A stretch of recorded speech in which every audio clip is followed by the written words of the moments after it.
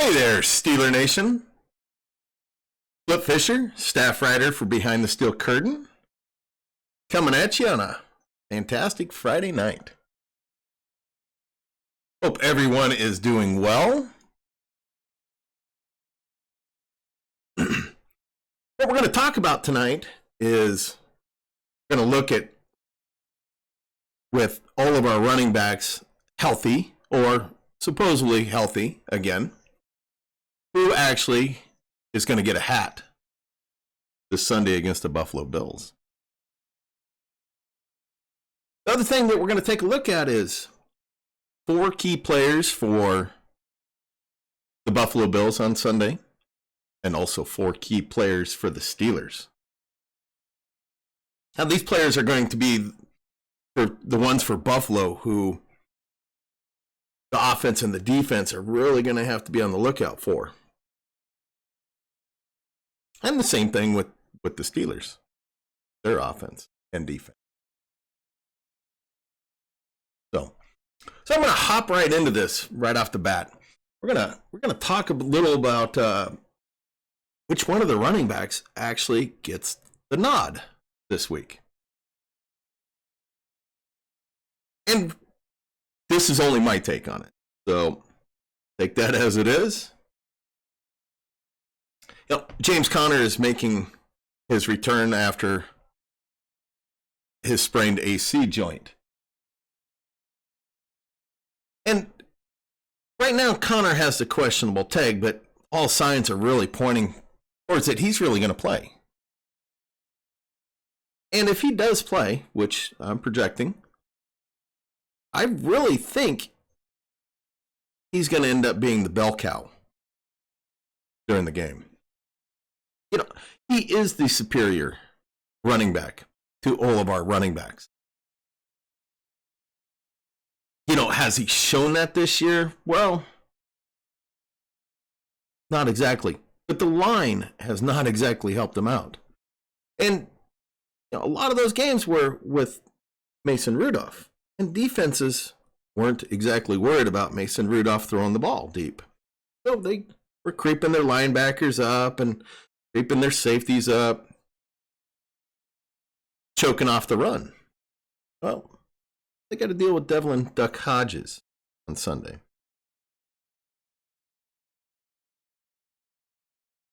And that being said, defenses are going to have to respect the pass a little more. Buffalo's going to have to respect that pass a little more. In the last game that Devlin played with Conner was the Chargers game. And if you look back to that, he didn't really have a very good running game. But he caught all 7 passes for 78 yards and a touchdown. I expect him to get that same full bell cow workout again this Sunday. Now, that being said, who else gets a hat? Well, we got 5 running backs, but only 4 of them are going to start, or 4 of them are going to play. Kenneth White, the new guy that we signed off of Chicago's taxi squad a few weeks ago, he absolutely gets a hat. Why? Well, he solidified the starting kickoff job. That's his. I don't think they're going to give it to anybody else right now. He's been nothing special. 18.67 yards per return. But he hasn't been making any costly fumbles. And he hasn't been taking unwise balls out of the end zone. So he gets a hat. Well, who else gets a hat? Well, this is a really good story with Trey Edmonds. Trey Edmonds gets to play with his 2 brothers on Sunday. But I don't see that as a reason for him to actually get the start. Trey Edmonds he's definitely one of the core special teamers, as you can see right there.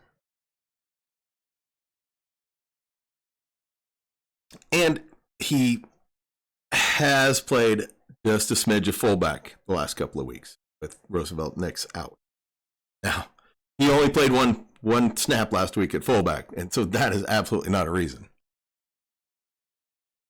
But since week 8, he's been involved on all the kickoffs, all the kick returns, all the punts, all the punt returns, on all those teams. So that's a good enough reason right there that he is going to get a hat. Okay, so now we got our 3 locked in. Now, so it comes down to Benny Snell and Jalen Samuels. Well, I'm going to actually go with Benny Snell. I know people are going to say, oh, look, the Jalen Samuels hater strikes again. That's not it. I'm going to be realistic here, and I'm going to explain why. With Connor out,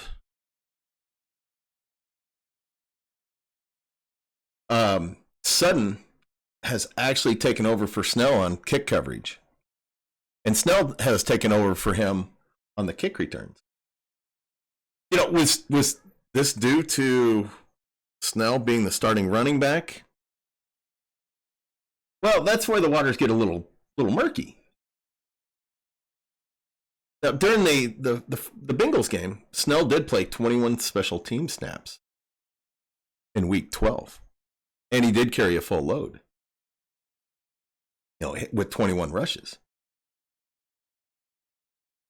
But, I'm going to go out on a limb and say that they scaled back his special team snaps after that while Connor was out. And that's the only reason why Sutton and Samuels were taking over his role on those special teams. So I don't think Benny Snell lost his special team role. So there it is. So it's Jalen Samuels is going to be the odd man out. And I explain a little more why here. During that same Bengals game, while Benny Snell was carrying that full load and playing all those special team snaps, Jalen Samuels saw 0 special team snaps that game. We'll bring that up.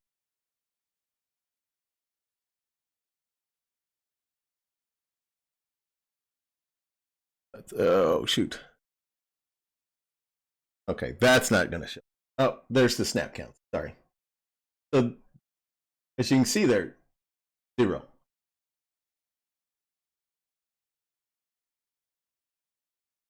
And as you see, his role has also decreased from what it's been earlier in the season. He's no longer being used on kick coverage.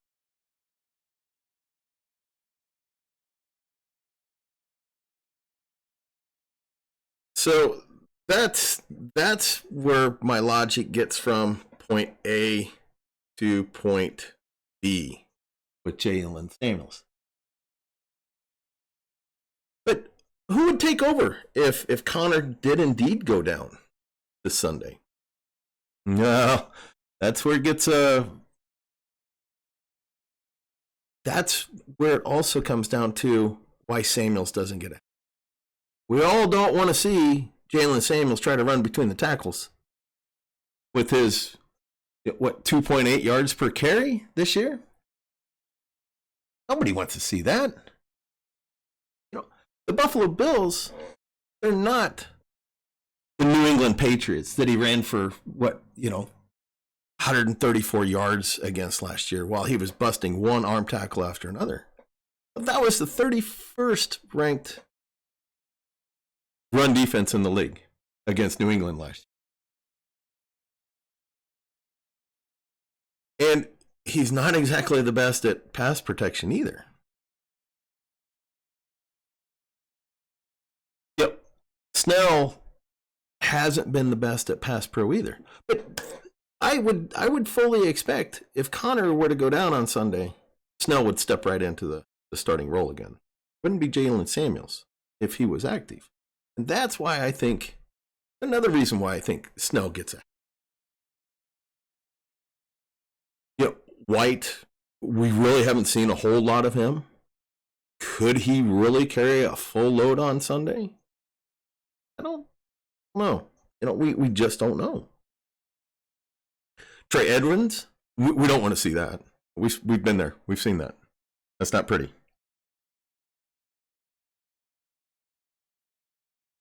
So there's my prediction on the 4. What do you all think? Yeah, Samuels beats all these running backs catching the ball. Nobody's going to dispute that. But if he sits, that's why I think Connor will be a bell cow. He's good at catching the ball. Yeah, he has his fumbles. He has his moments. Absolutely I could be wrong with all this. But it's just that's just the shot that I'm taking.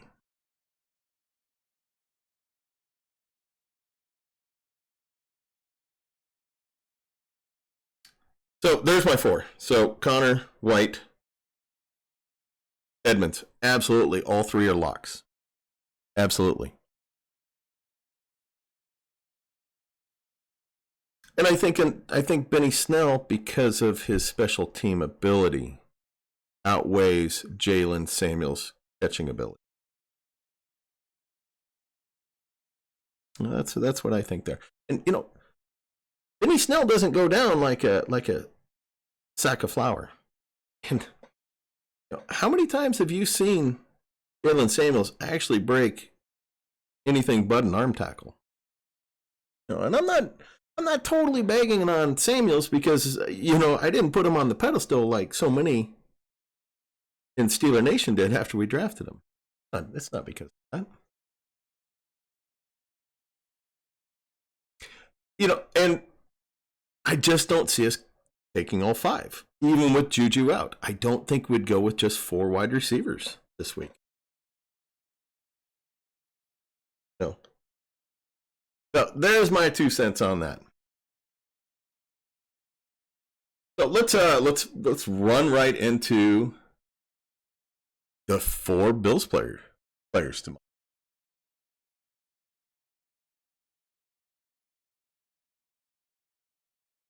So we all know that Josh Allen is the big quarterback there, and he is a dual purpose, full threat, big weapon for him. Now, he's got accuracy issues, 59%, but he also has cut his turnover rate down this year. He's got 8 interceptions. But he also has thrown for over 2,700 yards and 439 yards rushing.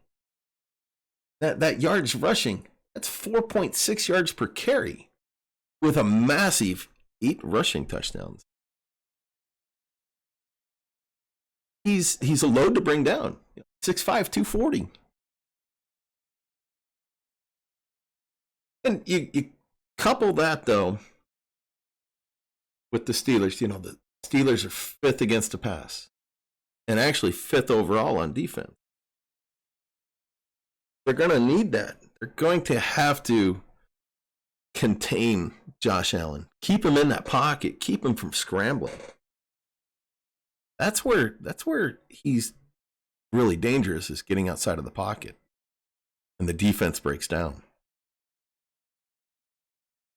Absolutely, he is going to be the scary one to deal with. And then, of course, you have Devin Singletary, the running back. as well.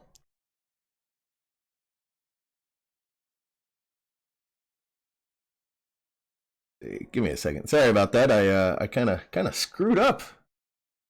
Kind of screwed up at the beginning here, didn't I? All right. I wasn't quite as prepared as I wanted to be tonight. My apologies.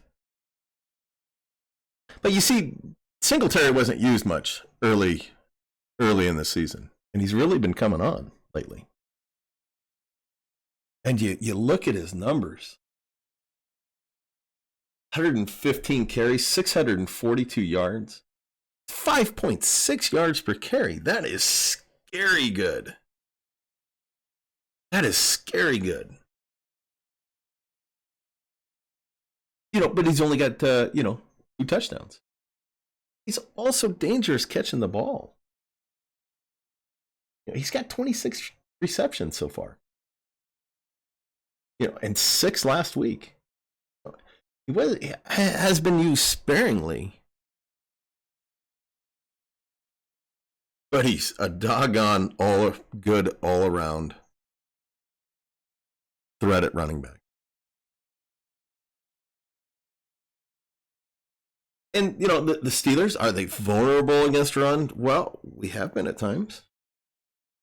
But overall, we're 8th against run this year. He's going to be tough on our inside linebackers. We've seen Barron and Bush have issues off and on through the year. I'll get into that a little more later. Look what he did against Baltimore last week. 5.24 yards per carry. Baltimore's not a great defense, but they're no slouches either.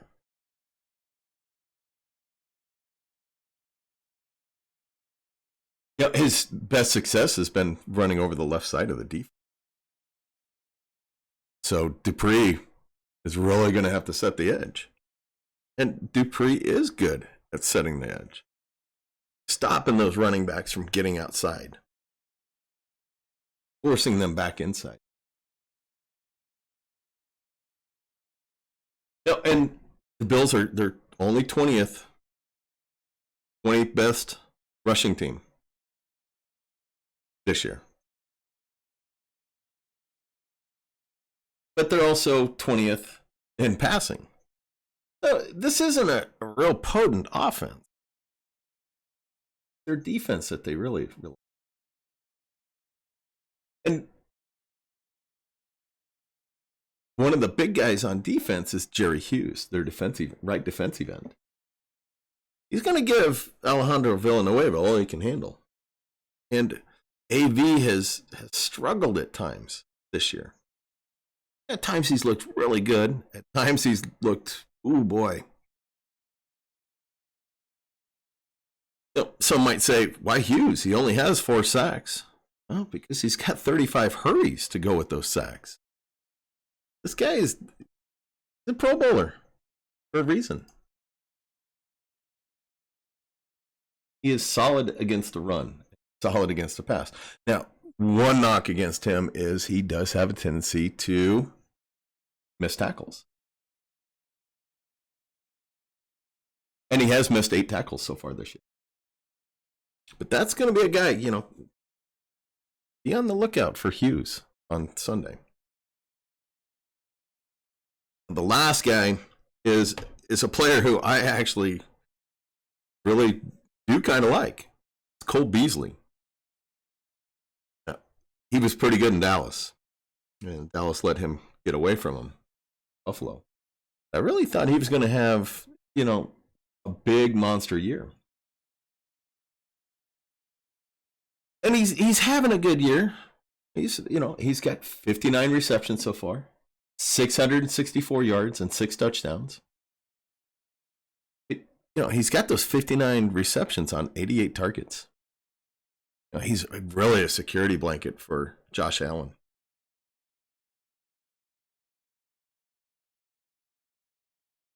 And he's been very productive in that role, in the slot wide receiver role. How are we going to match up with Cole Beasley? Are we going to Are we going to put Hilton on him exclusively? Are we going to put Edmonds on him at times? We've seen that this year. Most of us have not wanted to see Edmonds on slot wide receivers. And hopefully, oh boy, hopefully we don't see either one of those any linebacker on him, whether it's Bush or Barron or Vince Williams. That would be a nightmare.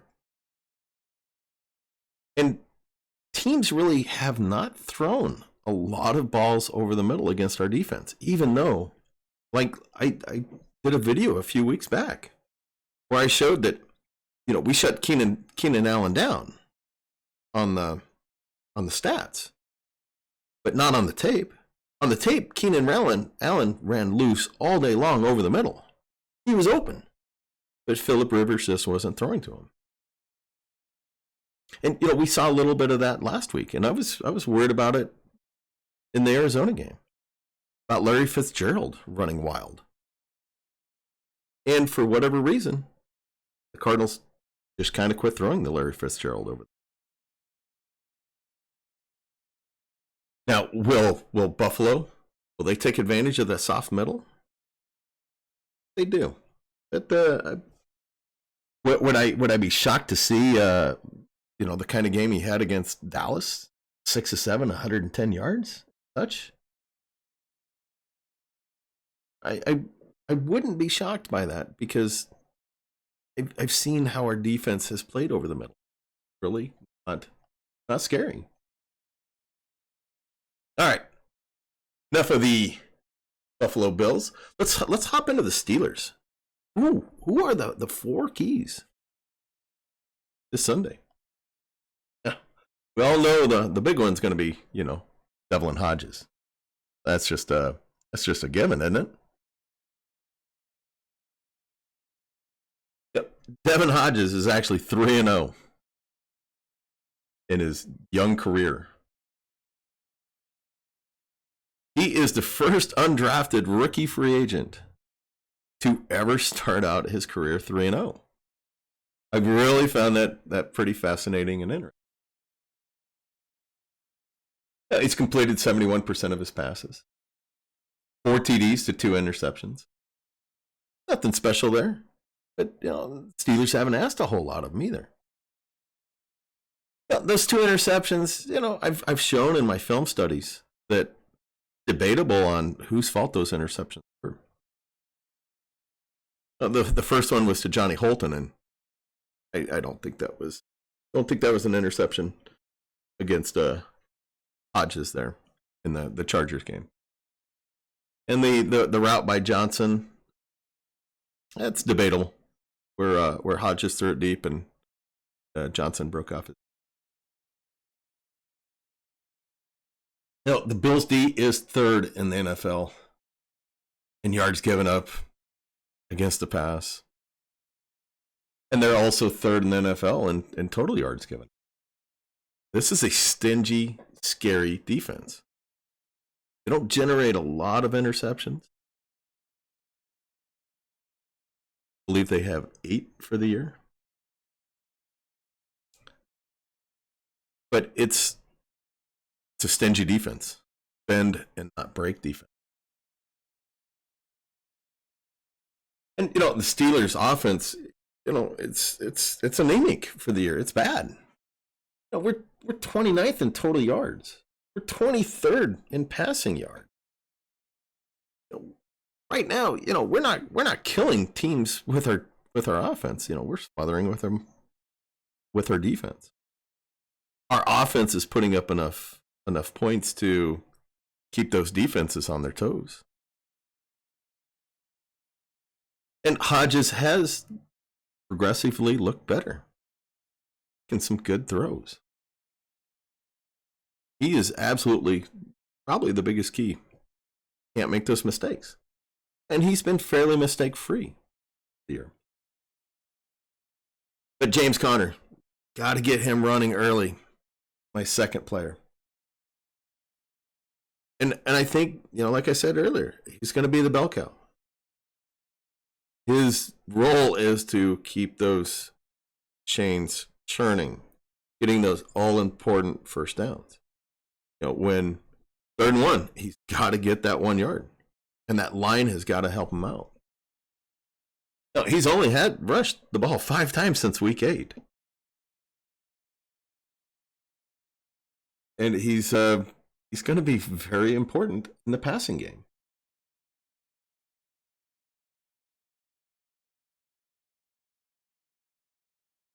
He's got 3.8 yards per carry, but he's got 30 receptions and 6 total yards, or 6 total touchdowns. He's going to be extremely valuable, and he's blown my expectations away on his pass protection. He's been awesome in pass protection, which I knocked him heavily early on I knocked him heavily early on in his career.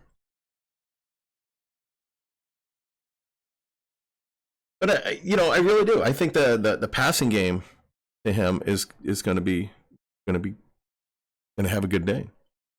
Can he actually run against that tough defense? Well, they're only 14th against the run, so they are vulnerable. Well, more vulnerable than against the pass. And the Steelers are 23rd in rushing yards. Oof. Tough year on this offense. So do the Steelers come out early? Do they try to establish a run, pass, first 3 plays? Or are they going to pass?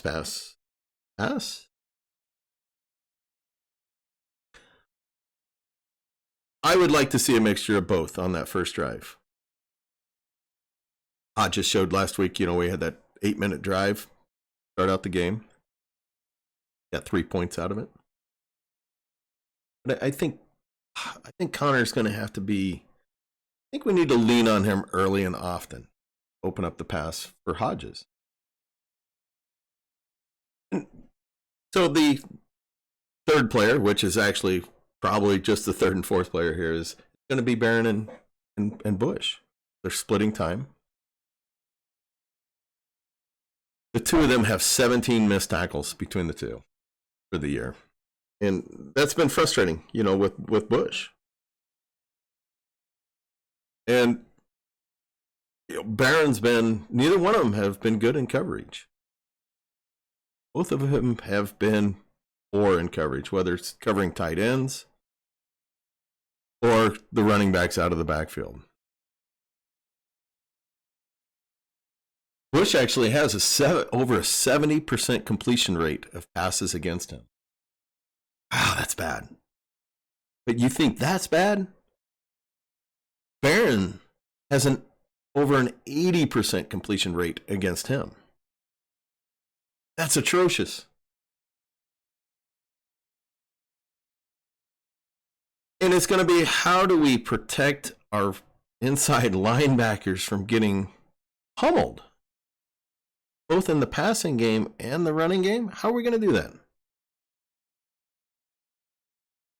The front of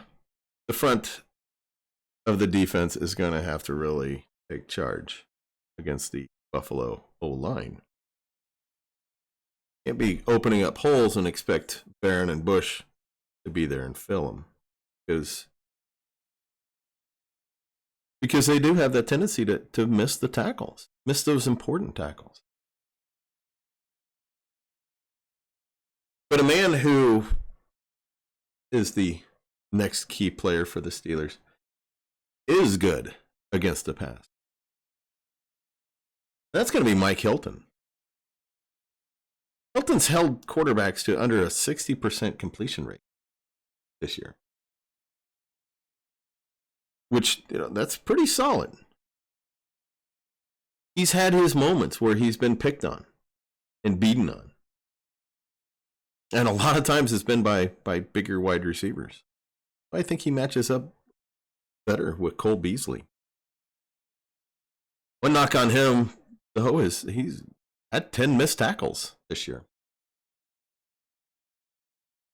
Now, that's going to be a fun matchup to watch between Hilton and Beasley. But are we going to get good Mike Hilton, or are we going to get bad Mike Hilton?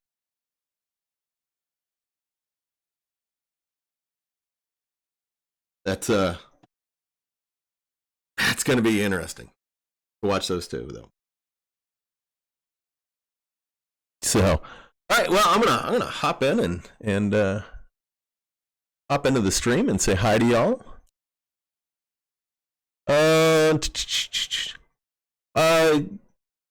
Yeah, Logan. What about when Cooper Kupp was in the middle of the field? You know, we did take Kupp away in the Rams game, and I was kind of surprised there.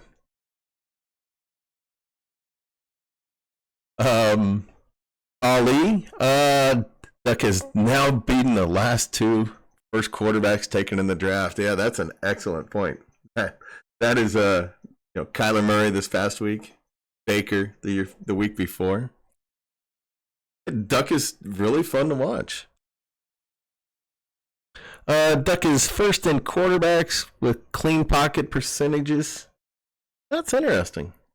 Interesting. I hadn't seen that yet. You know, I've done a lot of videotape on Devlin Hodges, and so I've definitely watched my fair share of how fun he is to watch. Okay, Hodges is money. He's a film rat. He's decisive. He's just short. You know, this is something I mentioned in my second half film study of him against Arizona that will come out to BTSC tomorrow. Is he's only had 2 tip passes all year. So that's actually pretty surprising for a guy that's 6 foot tall. Only 2 tip passes the entire year. Ollie again, Bush over pursues. Yes, he does. Yes, he does. He takes some poor angles as well. But, you know, that's part of him being a rookie. There's the rookie growing pains. I've watched Devin White. Seen some of the same things that Devin White did. Yeah, Mark Barron, you know, anybody who's read my comments or, you know, read some of my articles knows I was not a fan of Mark Barron coming here in the first place. And he's been everything that, you know, I warned that he was going to be. He's the same player that he was last year. He was poor in coverage, poor in run stopping last year for the Rams. So many people would point out, well, Barron had a really good Super Bowl. Well, yes, he did. But one game, you know, Jalen Samuels had a great game against New England last year. But he wants to see Jalen Samuels run between the tackles on Sunday. So that's my little soapbox on Mark Barron there. I will hop off that. Hodges makes up for deficiencies by knowing what to do and accuracy. You know, this was a comment I made about Hodges. Yeah, I think Hodges has a very high football IQ. And he trusts in himself so much. He has a ton of confidence. You don't see him get rattled. We've seen bad snap after bad snap by Pouncey. You know, the one in L.A., you know, that he ran back and picked up and then threw it away. Didn't take a big loss. He didn't jump on the ball. He didn't fumble around with the ball trying to pick it up. And we saw a bad snap by Pouncey last week on Hodges' touchdown throw to Johnson. It was you know, shoelace top again. And he didn't flinch. He just grabbed it. Threw a beautiful pass to Johnson. So what are your predictions for Sunday's game? We're going to pick the Steelers. We're going to pick the hated Bills. Yeah, for me, it's got to be a close game. I think our offense is going to struggle, but I think their offense is going to struggle too. And I think our defense can force turnovers against Allen. I don't know if we're going to be able to contain him necessarily, but I don't think he's going to be a major reason why we would lose that game if we did. Ali predicts 24-10 Steelers. I really honestly don't think the Steelers can put up 24 points on offense. Now, are they going to get a touchdown or two on defense to get to that 24? That's a very good possibility. Me on the other hand, I'm going to go with a simple 17-10. I think the offense gets a touchdown. I think the defense is going to get a touchdown.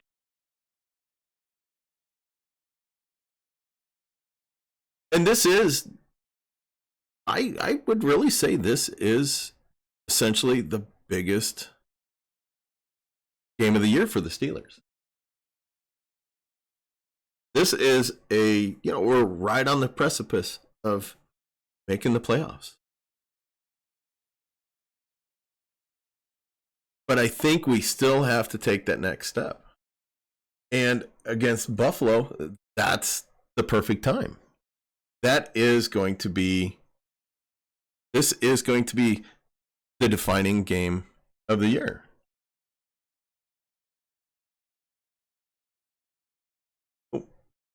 Because our next two games are at home or on the road. The Jets are not a good team. But Baltimore is crazy scary right now. But Baltimore could possibly have everything locked up by the time we play them.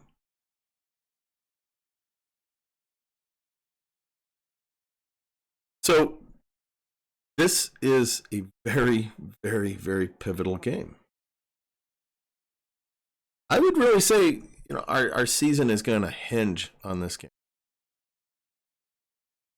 If we were to lose this and lose against Baltimore, would 9-7 get us to the playoffs? Yes, that would depend on other teams' schedules, but possibly. Could we possibly lose to the Jets? They put up a few points against Baltimore. Darnold had some moments. But I think this week we get a win against Buffalo at home. I think that the key thing is at home goes a long ways. Hodges has mainly played on the road. We played against the Chargers. That was kind of like a home game, though, with all the Steelers fans. And Arizona, there was a lot of Steelers fans there, too. Still on the road. So this is the pivotal moment.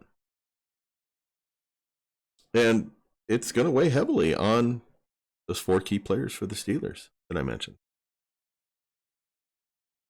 All right, all. Well, I just thought I would have a little fun and do a little live stream. I'm going to try to pick out a night that I actually do a live stream once a week. I have another channel that I do a live stream on Wednesdays. It has nothing to do with football. So I can't do them on Wednesdays. Probably won't do it on a Thursday because of Thursday night football. Maybe I'll start doing a Friday night live stream just for the fun. Try to get into a routine. So, all right, all. Be sure to head over to BTSC if you're not familiar with the website. BehindTheSteelCurtain.com. Staff writer there. Been there for about 3.5 years. So thank you all for listening. Appreciate it. Thank you, Ollie. Ollie says, please do more. Love the content. I appreciate the kudos there. I really do. Thank you very much. And thank you for staying and watching. All right. This has been Flip Fisher, staff writer for BehindTheSteelCurtain.com. Be sure to give me a thumbs up if you enjoyed my content. Hey, give me a thumbs down. I'm all right with that too. But be sure to subscribe and smash that bell to get notified when I put up new content or go live. All right, all. Hope you all have a great weekend. And I will catch you